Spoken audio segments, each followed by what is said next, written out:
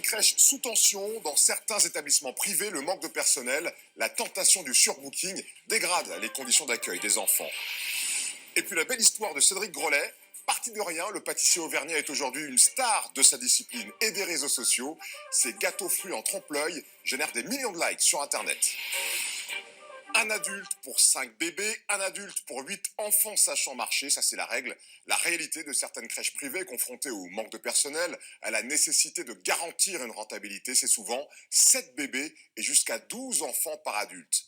Il en résulte une surcharge de travail pour les employés et parfois des situations à risque pour les petits pensionnaires. Enquête signée Laura Donna, Sonia Sadone et Valentin Rivoire.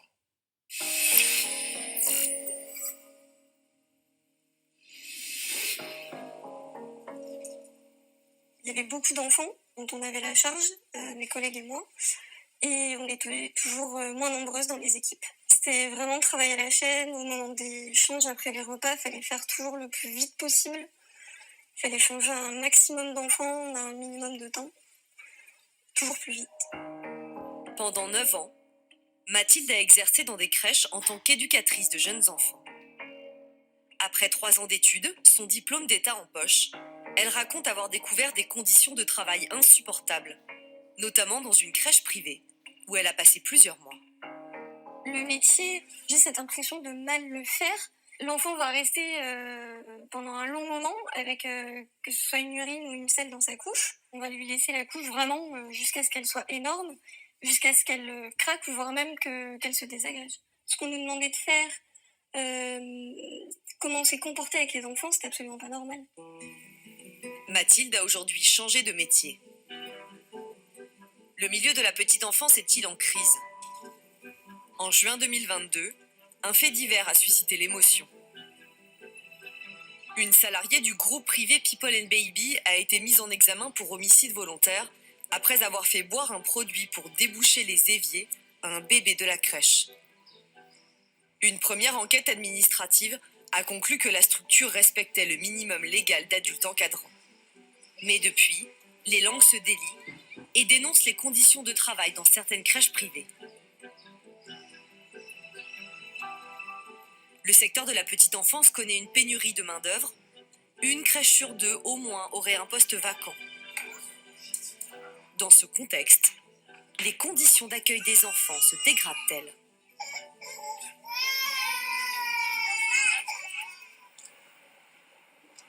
Nous avons tenté de filmer les coulisses des crèches privées, mais toutes ont refusé nos demandes de tournage.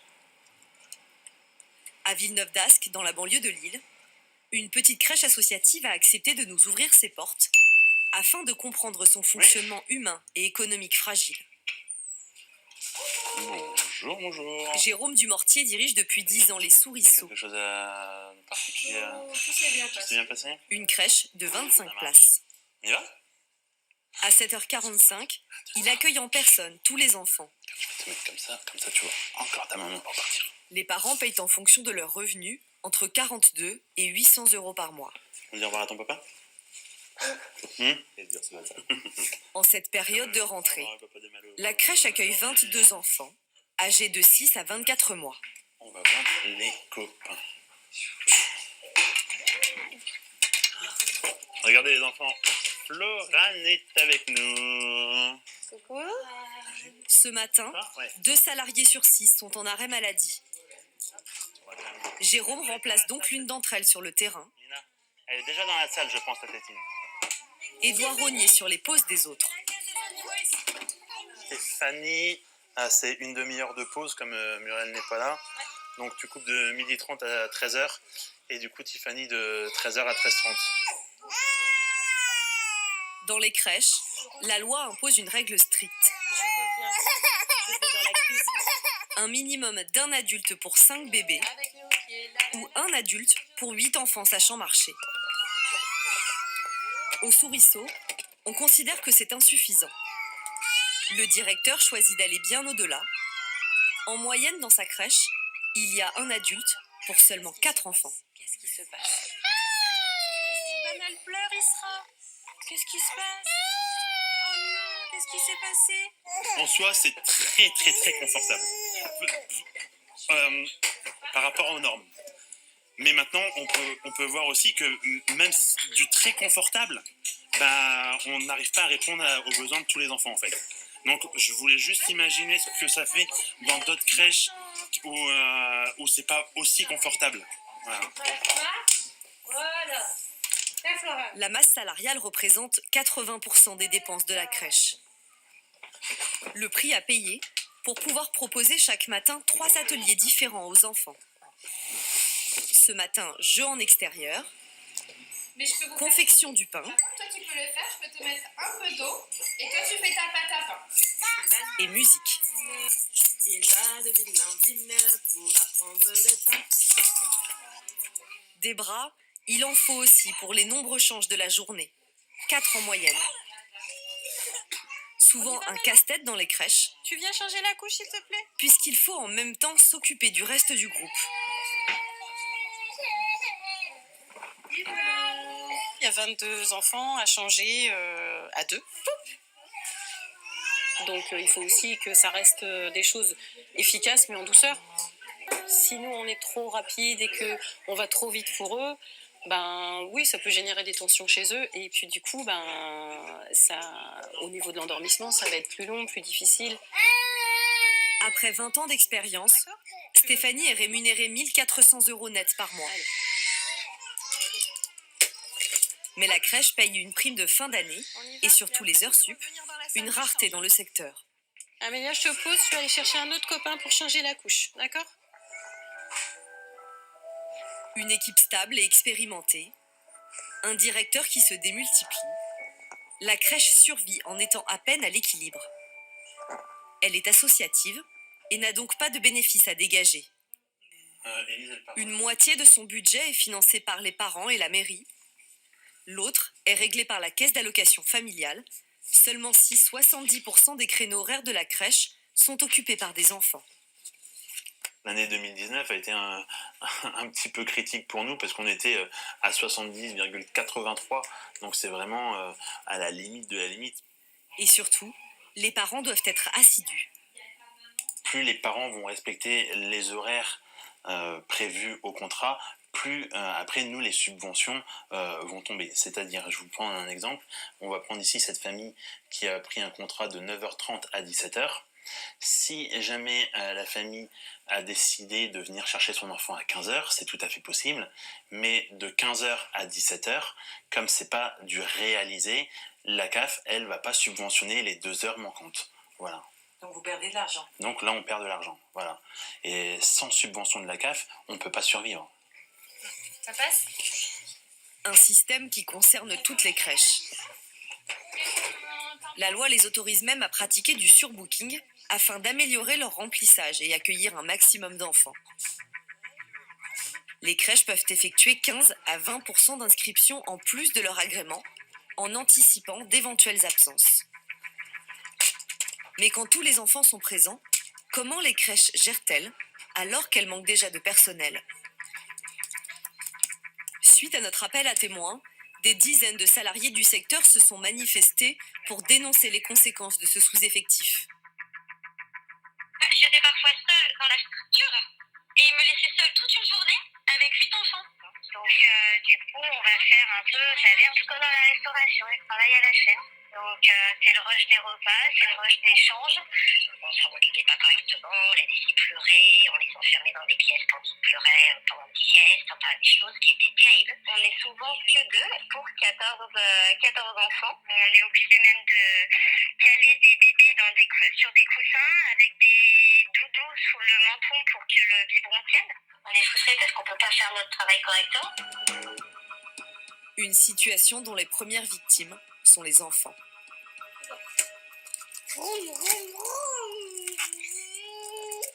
En septembre 2021, Juliana et Gaëtan décident de mettre leur premier enfant dans une crèche pour le socialiser. Léo a alors 2 ans. Mais rapidement, les parents s'inquiètent. Il prenait pas son goûter parce que Léo, il était 5 heures d'affilée au lit. Comment que ça fait? On le savait parce que quand on le récupérait, on lui posait la question, à savoir s'il avait bien mangé, si les repas ça s'était bien passé. Et c'était pas le cas parce qu'en fait, à chaque fois on le récupérait, il est encore au lit Il n'a pas mangé parce qu'il était encore au lit. Et ils ont tellement un Ouais, manque de tu- personnel, je pense, que leur seul moyen c'est de se dire il râle pas, il pleure pas, il est dans le lit, il dit rien, on va le laisser. Léo était suivi tous les mois chez le médecin et oui, il avait perdu facilement 1 kilo. Il devait avoir des couches de taille 4, je crois, 4 ou normalement. 5 à peu près, ça doit être là. 4 ou 5, et on le récupère avec des couches taille 2, taille 1 des fois, donc toutes serrées. Et en plus, il nous le rendrait jamais propre parce qu'à chaque fois que moi j'allais le chercher, donc forcément il était à la sieste, donc on était obligé de le changer avant de partir, quoi, parce que Il était très irrité au point que, je sais pas si tu te souviens, mais on pouvait même plus le toucher. C'est quand on voulait lui changer les fesses, il avait ce geste de recul et il ne voulait pas. Il avait vraiment très peur quand on se mettait à vouloir le changer. Parce que ça lui faisait mal, il avait très mal. Tu poses le lait sur la table, tu fais pas tomber, hein. Gaëtan est chef d'équipe dans le bâtiment. Juliana, responsable dans une agence de propreté. Les parents disent avoir alerté la crèche à plusieurs reprises, en vain. Attention. C'était, nous, on était trop exigeants ou alors on était des Ouais. parents. En fait, on était classés Des parents dans les parents chiants. voilà. On était des parents, oui, c'est ça, chiants. Alors souvent, c'est ça fait plusieurs fois que vous nous le dites quand même. Faudrait peut-être arrêter de se plaindre. Nous, on vous dit que c'est comme ça et on n'a pas le choix. Et puis de toute façon, on m'a déjà dit clairement, hein, de toute façon, si vous n'êtes pas contente, il faudrait peut-être trouver un autre moyen de garde. Pourquoi vous ne l'avez pas retiré de la crèche à ce moment-là? On était bloqués. On avait chacun notre travail. Moi, je travaillais, mon compagnon travaillait, et on n'avait pas le choix que de le laisser, parce qu'on n'avait aucun autre moyen de garde, quoi. À l'époque, la crèche de Léo est gérée par People and Baby, qui possède 600 structures dans toute la France. L'entreprise est le leader d'un secteur en pleine expansion. 80% des nouvelles places de crèche ouvertes tous les ans en France le sont par des groupes privés. C'est également chez People and Baby, à Montpellier, que Mathilde, l'éducatrice de jeunes enfants, a travaillé jusqu'en 2017. La jeune femme raconte que dans sa crèche, l'équipe était en sous-effectif chronique, bien en deçà des limites légales. Nous, c'était assez régulièrement, donc une adulte pour 12 enfants en capacité de marcher et une adulte pour 7 enfants qui ne sont pas en capacité de marcher. En général, dans ces moments-là, on fait passer la sécurité avant tout, donc on les laisse avec nous dans une pièce fermée, pas d'extérieur, pas de cour, pas d'endroit où il peut y avoir un quelconque danger. On évite à tout prix de faire d'échanges, ce qui nous amène en fait d'aller dans une autre pièce et du coup de ne plus être là pour les enfants. Généralement pour nos directrices, quand on allait se plaindre du coup de ce sous-effectif de personnel, on nous disait c'est comme ça, il faut faire avec, vous allez y arriver, de toute manière le siège n'a pas d'autres professionnels à nous envoyer, n'a pas les moyens d'embaucher d'autres professionnels. Mathilde dénonce également des locaux mal entretenus. Notamment, selon elle, des climatiseurs qui ne fonctionnaient plus. Nous n'avions pas de clim dans une ville où il fait très chaud, où on peut atteindre plus de 40 degrés à l'extérieur en été, ce qui entraînait du coup des températures de l'ordre de 38 degrés dans les sections. Donc c'est très dur à vivre, que ce soit pour les enfants ou les adultes. Moi j'ai vu des enfants saigner du nez à cause de la chaleur. Des enfants donc être complètement amorphes. Tout ça, bien sûr, ça nous était dicté par nos cadres de ne pas le rapporter aux parents. Mathilde et ses collègues auraient fait remonter tous ces problèmes à la protection maternelle et infantile, l'autorité qui effectue des contrôles, le plus souvent programmés. Lors de leur visite, le siège People and Baby avait embauché des personnes intérimaires afin de montrer qu'il n'y avait absolument pas de problème de sous-effectif de professionnels à ce moment-là. Nous avons contacté la PMI de l'Hérault. Sa directrice affirme que les problèmes liés à la climatisation ont fini par être réglés, mais conteste avoir reçu des signalements de salariés concernant le taux d'encadrement des enfants. Le sous-effectif, c'est quelque chose auquel on est mais particulièrement vigilant. on a une information comme cela, on déboule dans la journée. Et ça, je suis formelle, on n'a jamais eu aucun élément qui nous soit remonté. Comment la PMI elle a les moyens de s'assurer qu'en permanence, il y a le taux d'encadrement légal? On n'a pas la capacité de le vérifier au jour le jour. On a une déclaration sur l'honneur avec l'ensemble des personnels. On a des plannings qui nous sont renvoyés régulièrement. En mars, quand on est intervenu en mars 2022 dernier, on est intervenu dans la crèche en visite inopinée. Là, elles sont arrivées à 3 personnes, elles ont vu tout le monde, l'ambiance était sereine, il y avait le personnel qu'il fallait, il n'y avait absolument rien à reprocher. Elle nous parle de régulièrement un adulte pour 12 enfants qui marchent et un adulte pour 7 enfants qui ne marchent pas, par exemple. C'est complètement hors des clous.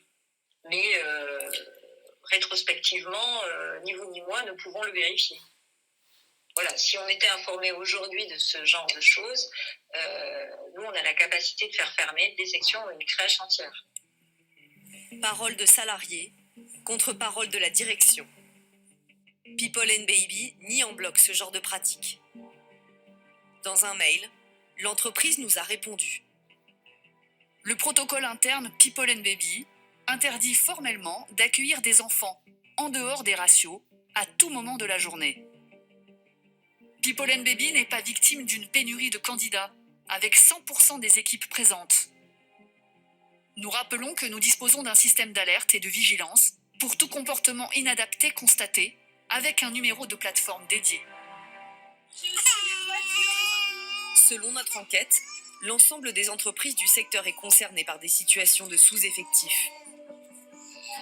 Pour pallier la pénurie de main-d'œuvre, depuis le 31 août 2022, les crèches sont autorisées à recruter des salariés non diplômés. Dans un instant,